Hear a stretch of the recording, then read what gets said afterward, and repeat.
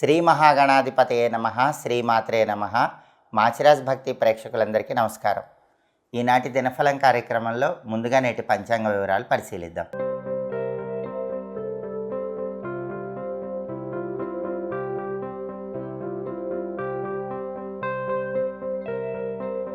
ఫిబ్రవరి 7 మంగళవారం దినఫలాన్ని పరిశీలిస్తే విదియ తిథి ఉంది.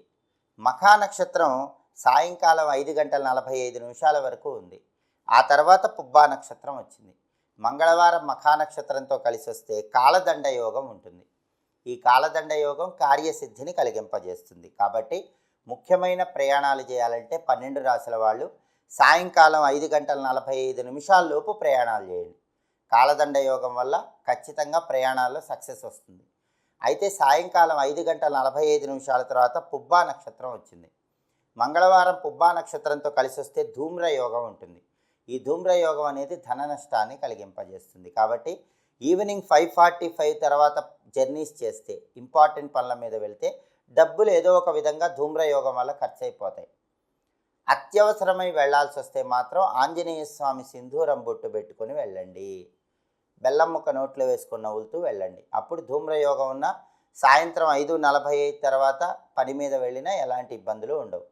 అదేవిధంగా రాశిచక్రం చాట్లో గ్రహాల స్టేటస్ తీసుకుంటే మంగళవారానికి అధిపతి అయినటువంటి కుజుడు వృషభంలో అంటే శుక్రుడి ఇంట్లో ఉన్నాడు. కాబట్టి భూములు గృహాలు కొనటానికి చేసే ప్రయత్నాలకు అనుకూలం. అంటే రిజిస్ట్రేషన్లు మంగళవారం చేసుకోకూడదు, కానీ భూములు గృహాలు కొనటానికి చేసే ప్రయత్నాలన్నిటికీ కూడా కుజుడి బలం బాగుంది. రియల్ ఎస్టేట్ డీలింగ్స్ చేసేవాళ్ళు ముఖ్యమైన చర్చలు చేయడానికి అనుకూలం. అప్పులు తీర్చడానికి చేసే ప్రయత్నాలు కూడా చాలా చక్కగా అనుకూలిస్తాయి.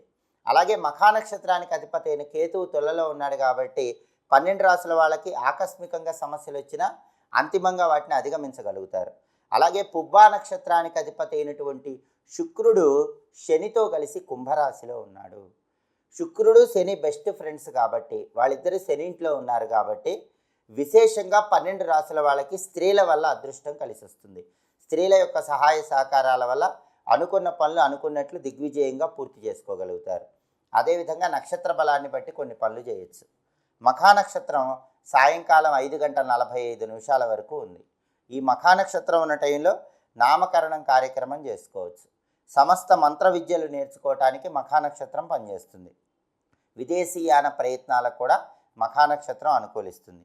తీర్థయాత్రలు చేయడానికి అనుకూలం. అలాగే కంప్యూటరు, సంగీత, సాహిత్య విద్యలు నేర్చుకోవడానికి కూడా మఖా నక్షత్ర బలం బాగా పనిచేస్తుంది. కాబట్టి సాయంకాలం 5:45 వరకు నక్షత్ర బలాన్ని బట్టి ఈ పనులన్నీ చేసుకోవచ్చు. సాయంకాలం 5:45 తర్వాత పుబ్బా నక్షత్రం వచ్చింది. ఈ పుబ్బా నక్షత్రం ఉన్న టైంలో మంత్ర విద్యలు నేర్చుకోవటానికి అనుకూలం. మొక్కలు నాటడం ద్వారా గ్రహదోషాలు తగ్గింపజేసుకోవటానికి పుబ్బా నక్షత్ర బలం పనిచేస్తుంది. అనారోగ్య నివారణ కోసం చేసే దానాలకు పుబ్బా నక్షత్రం అనుకూలం. శత్రువుల మీద విజయం సాధించడానికి మీరు చేసే అన్ని ప్రయత్నాలకు పుబ్బా నక్షత్ర బలం బాగా పనిచేస్తుంది. అలాగే సీమంతం కార్యక్రమం కూడా పుబ్బా నక్షత్రం ఉన్న టైంలో చేసుకోవచ్చు. నక్షత్ర బలాన్ని బట్టి ఈ పనులన్నీ చేసుకోవచ్చు. అలాగే ఈరోజు 12 రాశుల ఫలితాలు ఎలా ఉంటాయో దినఫలంలో పరిశీలిద్దాం. ముందుగా మేషరాశి. మేషరాశి వాళ్ళు ఈరోజు దేవాలయ దర్శనం వల్ల మానసికంగా ఆనందాన్ని పొందుతూ ఉంటారు. భక్తి పెరుగుతుంది. సకల కార్యాలలో విజయసిద్ధి ఏర్పడుతుంది. అనుకోని విధంగా లాభం కలుగుతుంది. తదుపరి వృషభ రాశి. వృషభ రాశి వాళ్ళు ఈరోజు ధనాన్ని ఖర్చు పెట్టే విషయంలో తగిన జాగ్రత్తలు తీసుకోవాలి. గృహానికి సంబంధించిన అలంకరణ వస్తువుల భద్రత పట్ల జాగ్రత్తగా ఉండాలి. ఎందుకంటే ముఖ్యమైన వస్తువులు కోల్పోయే అవకాశం ఉంటుంది. దేవాలయ దర్శనం వల్ల ప్రశాంతత ఏర్పడుతుంది. తదుపరి మిథున రాశి. మిథున రాశి వాళ్ళకి ఈరోజు విందు వినోదపరమైనటువంటి కార్యక్రమాల్లో పాల్గొనడం వల్ల ఉల్లాసం పెరుగుతూ ఉంటుంది. అధిక ధనలాభం కనిపిస్తోంది. మానసిక ఆనందం పొందుతూ ఉంటారు. జీవిత భాగస్వామి తరపు బంధువుల యొక్క సహాయ సహకారాల వల్ల అనుకున్న పనులు అనుకున్నట్లు పూర్తి చేసుకోగలుగుతారు. తదుపరి కర్కాటక రాశి. కర్కాటక రాశి వాళ్ళు ఈరోజు జీవిత భాగస్వామి తరపు బంధువులతో జాగ్రత్తగా మాట్లాడాలి. లేకపోతే అకారణ గొడవలయ్యే సూచనలు కనిపిస్తున్నాయి. అలాగే నూతన వస్తులాభం ఉంటుంది, వస్త్రలాభం ఉంటుంది. దైవ దర్శనం వల్ల ప్రశాంతత ఏర్పడుతుంది. సంతాన సౌఖ్యం ఉంటుంది. సంతానం వల్ల ఈరోజు మీ మనసుకు ప్రశాంతకరమైనటువంటి వాతావరణం చోటు చేసుకుంటుంది. తదుపరి సింహరాశి.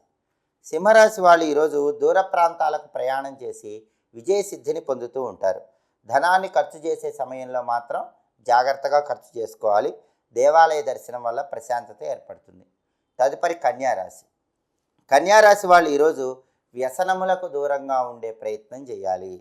మొండి బాకీలు ప్రయత్నిస్తే మాత్రం వసూలయ్యే అవకాశాలు కన్యారాశి వాళ్ళకి ఎక్కువగా కనిపిస్తున్నాయి.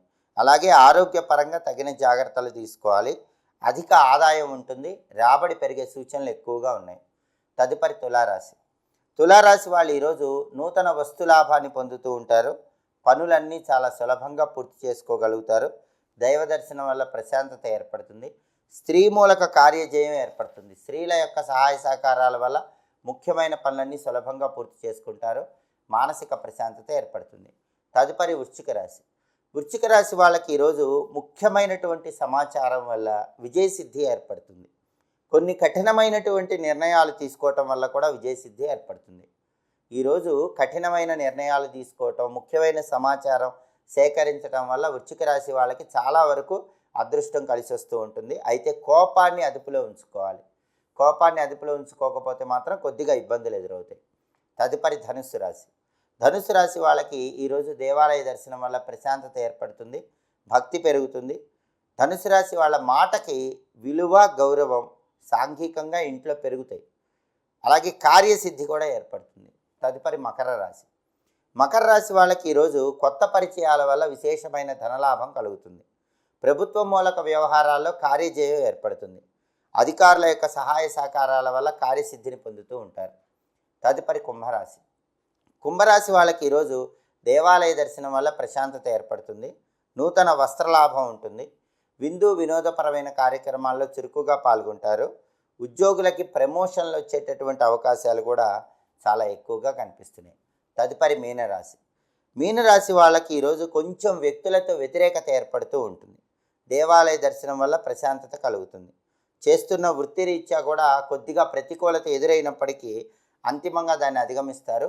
కొన్ని విషయాల్లో చిక్కులు చికాకులు ఏర్పడినప్పటికీ వాటి నుంచి అంతిమంగా బయటపడతారు. 12 రాశుల వాళ్ళు అంటే 12 రాశుల వాళ్ళు అనుకున్న పనులు అనుకున్నట్లు పూర్తి కావాలంటే, కార్యసిద్ధి లభించాలంటే మంగళవారం కాబట్టి ఓం వల్లీ దేవసేన సహిత సుబ్రహ్మణ్య స్వామినే నమః అనే మంత్రాన్ని 11 సార్లు చదువుకొని పని మీద బయటికి వెళ్ళాలి. ఓం వల్లీ దేవసేన సహిత సుబ్రహ్మణ్య స్వామినే నమః.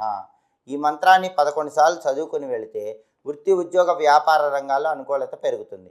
విశేషంగా కార్యసిద్ధి ఏర్పడుతుంది. అలాగే మంగళవారం కాబట్టి ఉదయం 6 నుంచి 7 మధ్యలో, మధ్యాహ్నం 1 నుంచి 2 మధ్యలో, రాత్రి 8 నుంచి 9 మధ్యలో కుజహోర ఉంటుంది.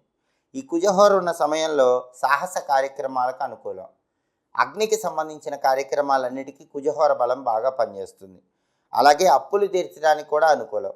రియల్ ఎస్టేట్ రంగంలో ముఖ్యమైన వ్యవహారాలు చేయడానికి, ముఖ్యమైన వ్యక్తుల్ని కలుసుకోవటానికి ఈ కుజహోర అనేది అద్భుతంగా పనిచేస్తుంది. అలాగే లాయర్లను కలుసుకోవటానికి, సర్జరీలు చేయటానికి, సర్జరీలు చేయించుకోవటానికి కూడా కుజహోర బలం అద్భుతంగా సహకరిస్తుంది. ఇవి ఈనాటి దినఫలం కార్యక్రమంలో ముఖ్యమైన అంశాలు. మళ్ళీ తదుపరి దినఫలం కార్యక్రమంలో తిరిగి కలుసుకుందాం. మా వీడియోస్ మీకు నచ్చినట్లయితే మా ఛానల్ని లైక్ చేయండి, కామెంట్ చేయండి. మా ఛానల్ వీడియోస్ 10 మంది మిత్రులకు షేర్ చేయండి. మా ఛానల్ని సబ్స్క్రైబ్ చేసుకోండి. పక్కనున్న బెల్ సింబల్ నొక్కటం మాత్రం మర్చిపోకండి. సర్వే జనాః సుఖినో భవంతు. స్వస్తి.